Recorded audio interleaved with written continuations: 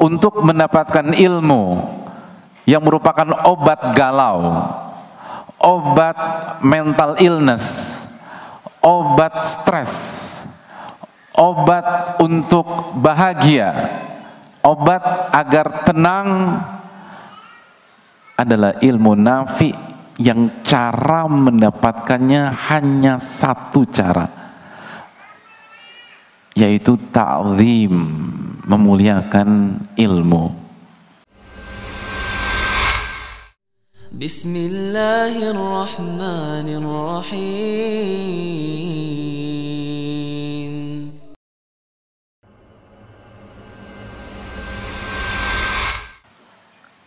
Jadi ini bukan tentang masalah, ini bukan tentang ujian, ini tentang ilmu.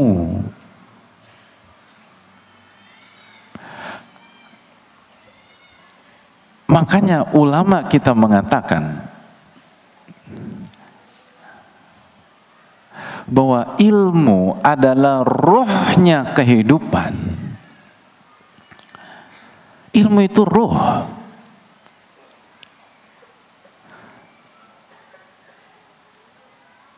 Di antara ulama menjelaskan hal tersebut adalah Syekhul Islam. Dalam Majmu' Fatwa beliau mengatakan warisalatu ruh,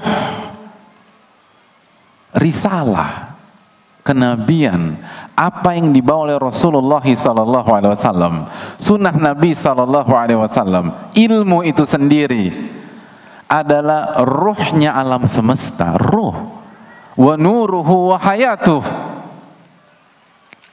Itu cahayanya kehidupan, dan kehidupan itu sendiri. Oleh karena itu hadirin yang Allah muliakan, ketika Allah Subhanahu wa taala berbicara tentang Al-Qur'an, berfirman tentang Al-Qur'an dalam sebuah ayat dalam surat Asy-Syura ayat 52, kata apa yang Allah gunakan? Wa kadzalika auhayna ilaika ruhan min amrina. Dan begitulah kami wahyukan kepada engkau ruh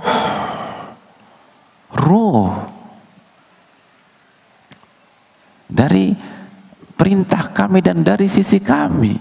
Al-Quran itu ruh. Dan silakan buka buku-buku tafsir. Apa artinya? Artinya Al-Quran adalah ruhnya hati, ruhnya jiwa. Berarti hidup tanpa Al-Quran bagaikan hidup tanpa ruh, mati hadirin, mati, hambar, gersang, kering, halu. Wa kadzalika auhayna ilaika ruhan min amrina.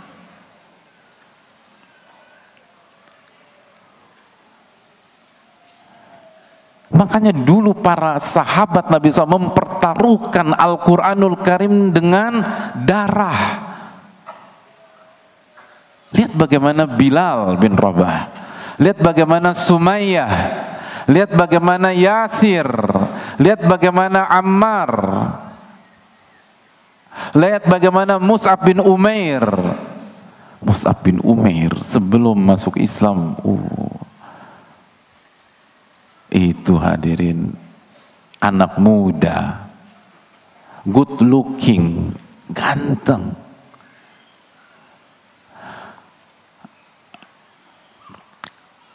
Dulu waktu itu bahasa sekarang perfect, harum gitu. Belum sampai parfumnya udah sampai hadirin. Begitu masuk Islam diboikot sama keluarganya, kurus, kering, dan beberapa kali ditemukan pingsan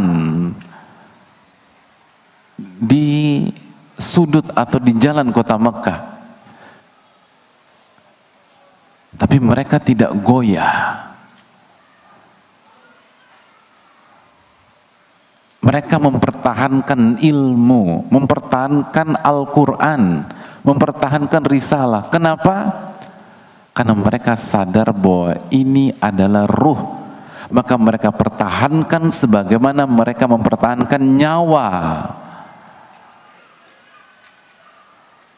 Itu yang kita lihat Bilal bin Rabah, Sumayyah, Yasir, baik laki-laki maupun wanita.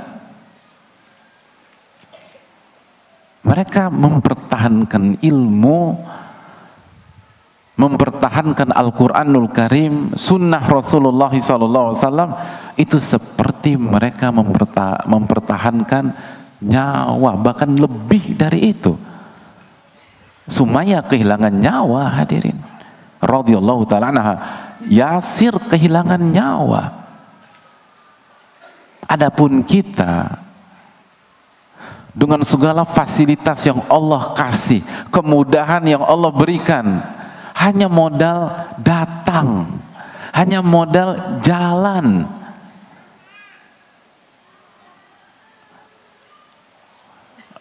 Kesempatan dibuka, didukung.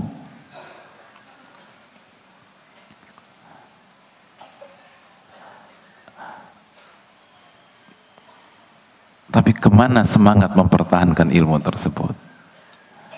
Kemana semangat menuntut ilmu itu? Sudahkah kita sadari betapa pentingnya ilmu? Lagi-lagi, ini masalah kesadaran. Banyak kita nggak sadar bahwa ilmu itu sepowerful itu. Ilmu itu kehidupan di dunia maupun di akhirat.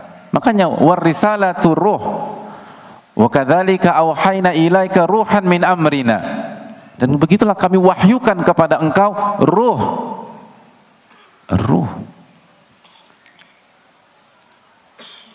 Ini tentang ilmu, bukan tentang masalah.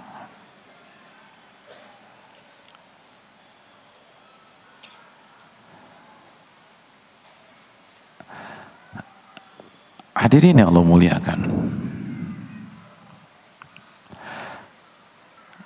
maka marilah kita belajar, marilah kita hadiri majelis-majelis ilmu, baik jamaahnya maupun panitianya. Semua butuh, karena semua punya masalah, dan semua banyak masalah.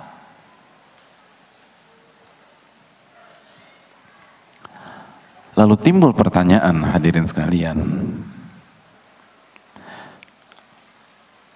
Sebagian kita bertanya-tanya dalam dirinya,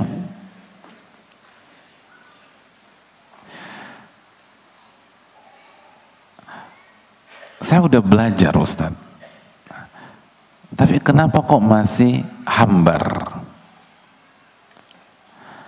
Saya udah ikutin kajian,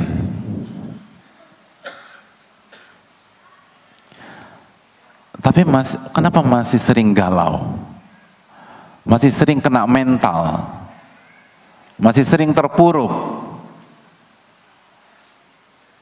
Apa yang salah? Katanya kalau kita punya ilmu bisa. Hadirin yang Allah muliakan,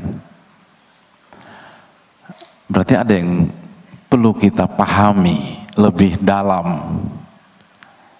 Ada yang perlu kita renungkan lebih lanjut.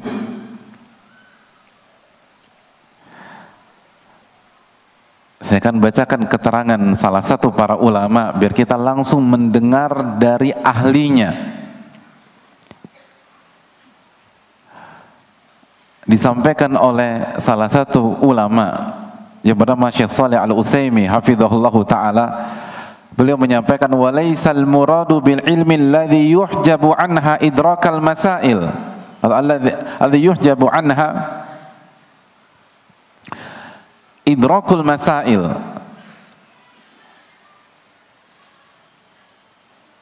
fa inna idrakal masail yujadu inda aqwamin yusbihuna wa yumsuna ala mukhalafati syariah. Yang dimaksud ilmu itu bukan sebatas mengetahui hukum sebuah masalah, bukan sebatas itu, bukan sebatas paham sebuah masalah. Yang dimaksud ilmu, walaisal muradu bil ilmi alladhi yuhjabu anha idrakul masail. Jadi laisal muradu bil ilmi alladhi yuhjabu anha idrakal masail. Yang dimaksud ilmu itu bukan sebatas mengetahui hukum-hukum berbagai masalah. Tapi yang dimaksud dengan ilmu, walakinnal murada bil ilmi alladhi yunalu bi ta'dhimil ilm huwal ilmu nafi' alladhi yakunu khairan lil abdi fid dunya wal akhirah. Namun yang dimaksud dengan ilmu yang bisa membuat kita bahagia, yang membuat kita bisa tenang adalah ilmu nafi', ilmu yang bermanfaat. Bukan ilmu yang sebatas maklumat, tapi ilmu yang bermanfaat, yang merupakan kebaikan di dunia dan di akhirat untuk seorang hamba. Dan ilmu yang bermanfaat tidak bisa didapatkan kecuali dengan satu cara, kata para ulama.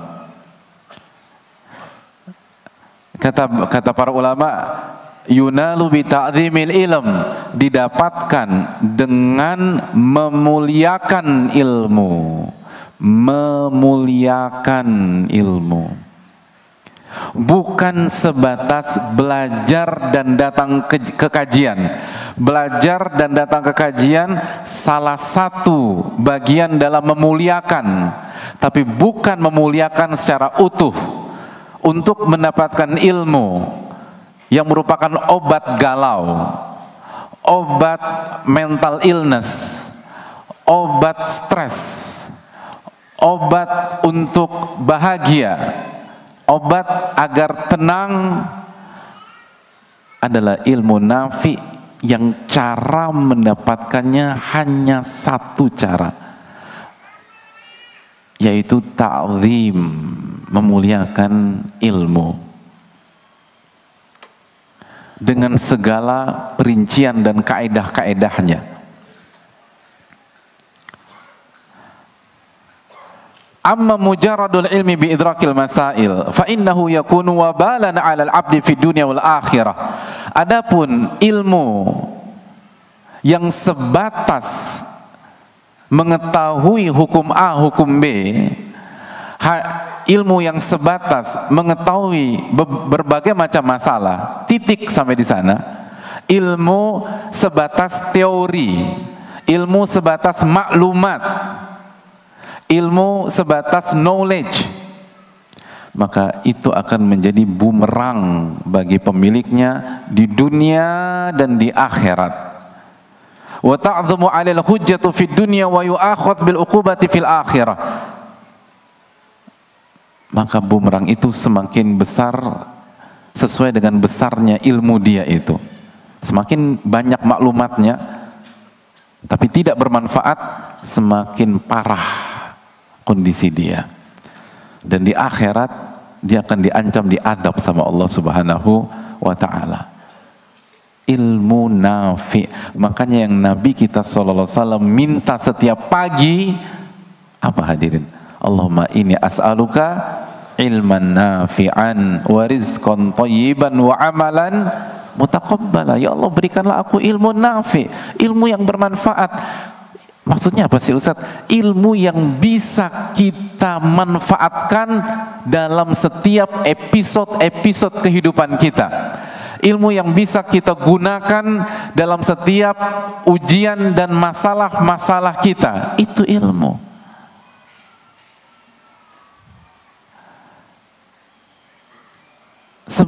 Banyak orang hafal hadits la taghdab walakal jannah. Jangan marah, niscaya bagimu surga.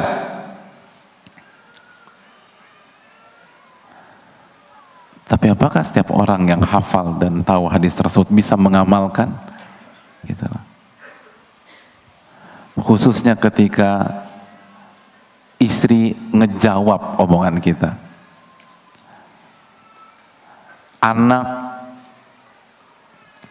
ngerusakin kesayangan kita, gitu. Bisa nggak ngamalin la taghdab walakal jannah? Jangan marah bagimu surga.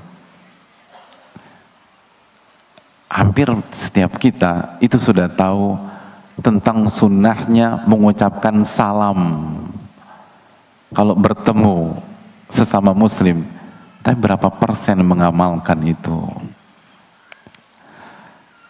Banyak di antara kita sudah paham tabassumuka fi wajhi akhika shadaqah, senyummu di hadapan wajah saudaramu itu sedekah. Tapi berapa banyak yang senyum ketika jalan ke masjid lalu ketemu dengan tetangga-tetangga komplek atau tetangga-tetangga rumahnya? Hampir semua kita tahu bahwa ghibah itu haram, dosa besar seperti makan bangkai. Tapi bisakah kita jaga lisan kita? Itu yang menentukan ilmu maklumat dan ilmu nafi.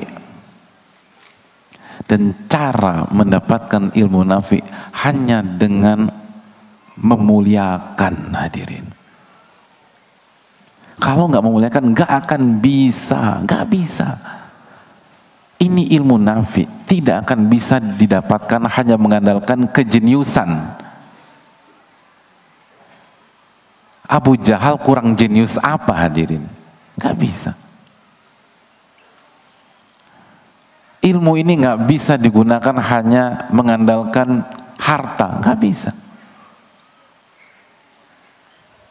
Hanya mengandalkan status, misal dekat dengan ustadz atau dekat dengan ini, nggak bisa.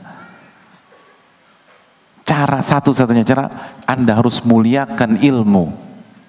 Dan arti memuliakan ilmu, memuliakan Al-Quran dan Sunnah Nabi kita SAW, memuliakan Allah Tabaraka wa Ta'ala, memuliakan Rasulullah SAW, lalu memuliakan, setelah itu memuliakan guru-guru kita, lalu memuliakan kaum muslimin secara umum. Karena secara umum seorang muslim punya ilmu dalam dirinya, terlepas berapa kadarnya, kita harus muliakan. Kalau nggak akan bisa. Dan itu panjang dibahas oleh para ulama. Makanya disitulah mengapa, hadirin Allah muliakan, para ulama sangat memperhatikan A sampai Z, segala urusan yang berkaitan dengan ilmu dan kajian. Kita tahu bersama bahwa para ulama dulu itu kalau mau kajian, mau menyampaikan ilmu, mandi, pakai baju yang bagus. Para ulama pakai parfum. Imam Malik ketika kedatangan tamu di rumahnya, beliau akan tanya, rahimahullah, kita mau bicara masalah umum atau bicara hadis Nabi SAW? Oh, bicara hadis, tunggu sebentar. Masuk, mandi, tampil oke, keluar lagi, bicara tentang hadis Nabi SAW. Tapi kalau bicara masalah umum, langsung. Kenapa, hadirin? Memuliakan. Bukan hanya sekedar membahas. Bedakan antara memuliakan dan sebatas membahas. Memuliakan itu membahas plus.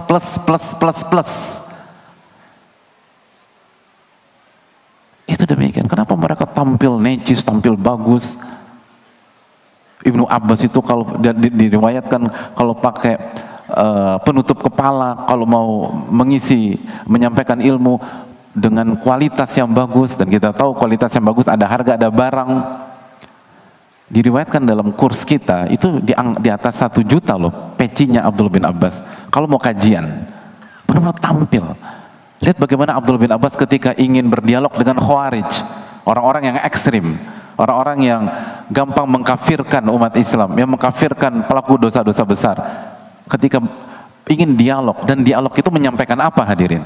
Ilmu. Penampilannya bagaimana? Keren, hadirin. Memuliakan. Ini tentang memuliakan. Itu kenapa para ulama kita ketika datang ke majelis atau sebelum datang ke majelis, itulah sebabnya kenapa para ulama, di antara hikmahnya, kenapa para ulama datang ke kajian, bahkan melakukan rehlah, melakukan perjalanan. Kenapa ulama sekali Sa'id bin Musayyib itu mengatakan, in kuntu la asirul ayyama wa layali fi talabil hadithil wahid, aku ini suka berjalan beberapa siang dan beberapa malam, artinya berhari-hari. Jadi aku suka berjalan berhari-hari hanya untuk mencari satu hadis. Satu hadis berhari-hari. Kenapa? Padahal beliau adalah ulamanya kota Madinah. Kenapa sampai harus pergi? Memuliakan. Memuliakan. Kita kalau memuliakan orang, orang itu datang ke kita atau kita datang ke dia? Hah? Hadirin. Kalau lebaran tuh, biasa kita ngumpul di rumah siapa? Nah, kita anak paling bungsu, tapi kita orang paling kaya, paling sukses di keluarga besar kita. Kita lebih kaya dari orang tua kita lebih kaya dari kakak pertama kita, kakak kedua kita, kakak ketiga kita, kakak keempat kita, sampai kakak ke-17 kita. Kita anak 18 misalnya. Ketika lebaran, ngumpulnya di rumah siapa? Hah? Rumah kita?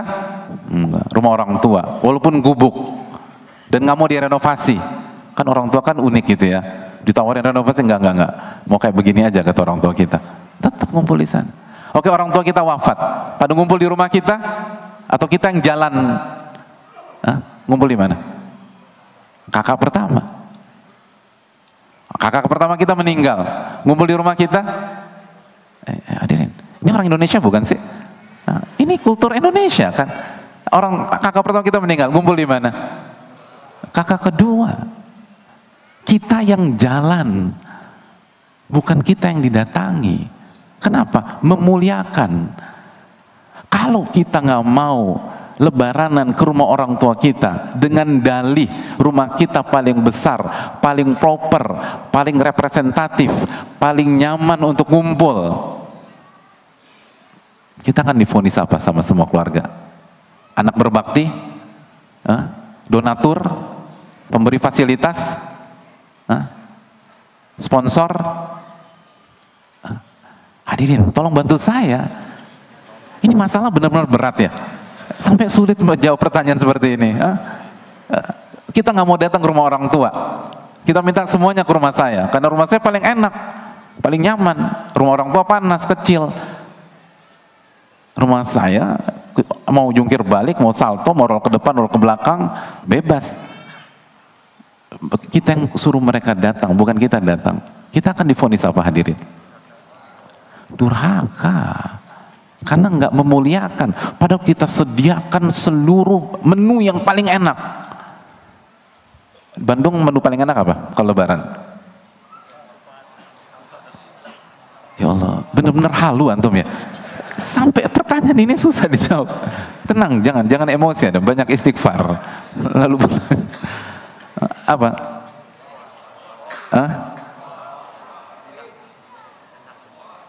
Rendang. Ya Allah, ini di mana sih? Rendang. Kayaknya saya yang halu hadirin. Ini Padang ya? Atau Bukit Tinggi? Suasananya sejuk kayak Bukit Tinggi saya ini. Kita sediakan semua makanan terenak dan chef yang paling jago masak masakan Jawa Barat kita hadirkan. Kita pasang red carpet buat orang tua, tapi kita nggak mendatangi. Apakah orang akan anggap kita? Enggak. Simpel aja, Anda harus datang. Kecuali ada uzur, kecuali ada kendala. Makanya Imam Malik mengatakan, al ilmu yu'ta wa la ya'ti. Ilmu itu didatangi, bukan mendatangi. Kecuali kalau kita ingin mendakwakan orang yang belum ngerti, orang yang awam, betul. Sebagaimana Nabi SAW itu mendatangi orang-orang Quraisy di kota Mekah. Tapi kalau kita ingin mengupgrade diri kita, ingin menjadi penuntut ilmu, ingin merubah ilmu itu menjadi ilmu yang sangat bermanfaat, datang ke kajian hadirin. Datangi kajian ustadz-ustadz kita. Ustadz-ustadz kita di Bandung banyak, datangi mereka.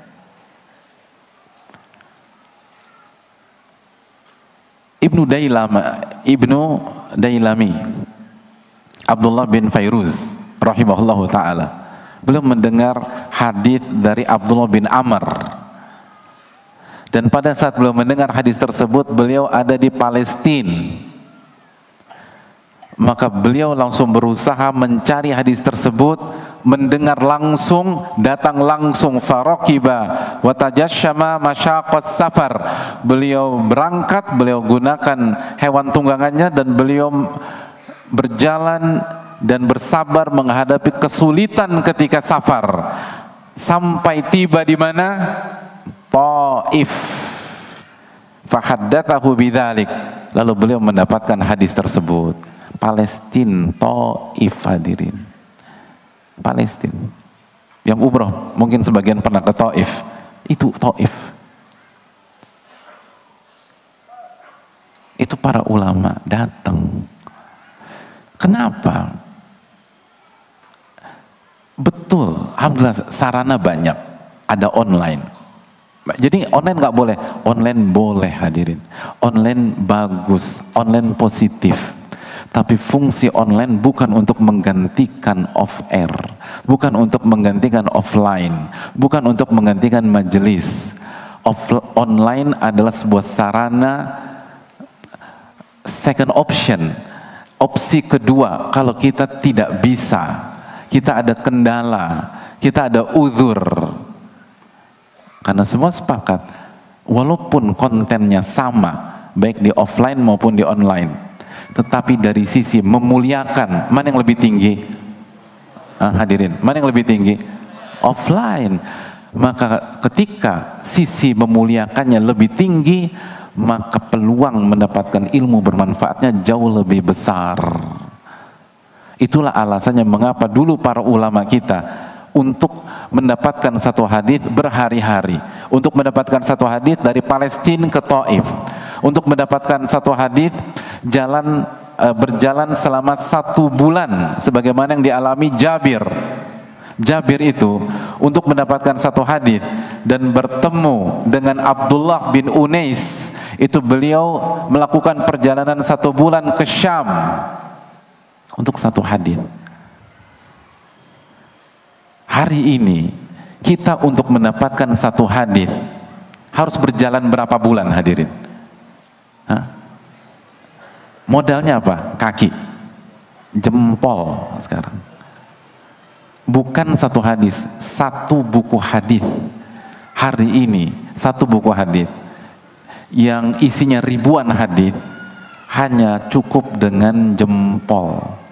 Lalu wifi gratis. Berapa passwordnya? Download gitu. Logikanya, kalau ini tentang konten, sekali, kalau ini tentang konten, seharusnya yang lebih berkualitas, yang satu buku hadis dengan jempol saja dalam hitungan menit, atau yang satu hadis harus menempuh 1 bulan. Sekali lagi, kalau ini hitungan konten dan efisiensi, harusnya yang lebih berkualitas yang mana? Satu buku hadis beberapa menit atau satu hadis 1 bulan? Satu buku hadis beberapa menit. Tapi kenyataan yang lebih berkualitas siapa? Kita atau Jabir bin Abdullah? Kita atau Ibnu Dailami?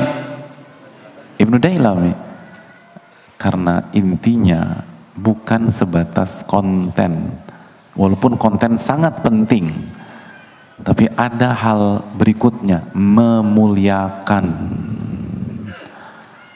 Itu kunci kalau kita ingin mendapatkan ilmu nafi. Dan seterusnya, seterusnya, seterusnya. Harus dibahas secara perinci hadirin. Tapi itulah poinnya. Kalau kita bisa memuliakan ilmu, kita belajar,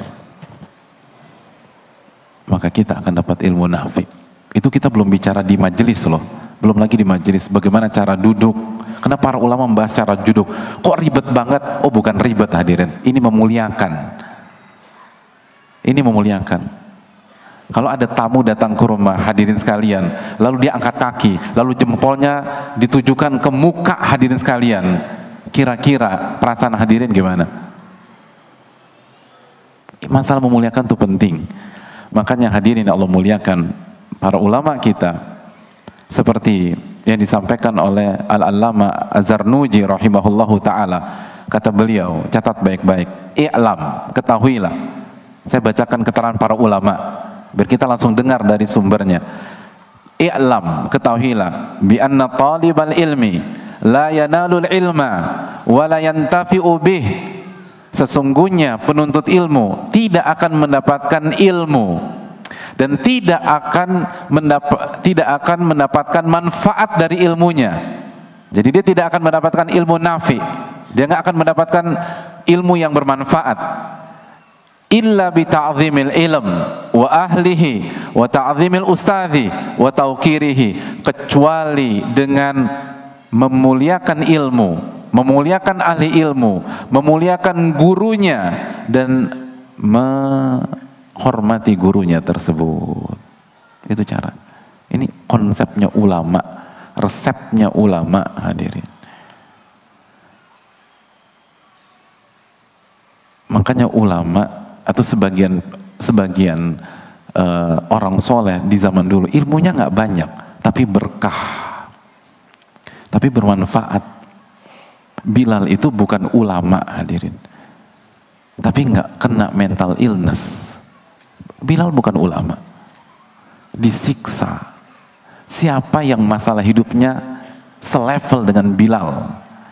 Ada angkat tangan. Berarti lebih parah semua nih. Nggak ada di antara kita lebih parah dari Bilal atau selevel dengan Bilal. Semua di bawah. Tapi kenapa beliau bisa sabar, bisa tenang, bisa istiqomah, bisa nggak bergeming, hadirin. Bayangkan dihina, direndahkan, disakiti, ditindih dengan batu besar. Kalimat yang terucap hanyalah Al-Ahadul Ahad.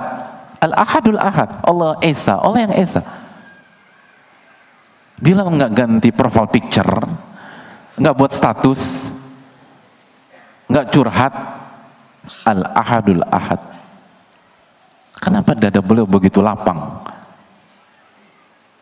Karena ilmu beliau bermanfaat. Maka kejarlah ilmu yang bermanfaat.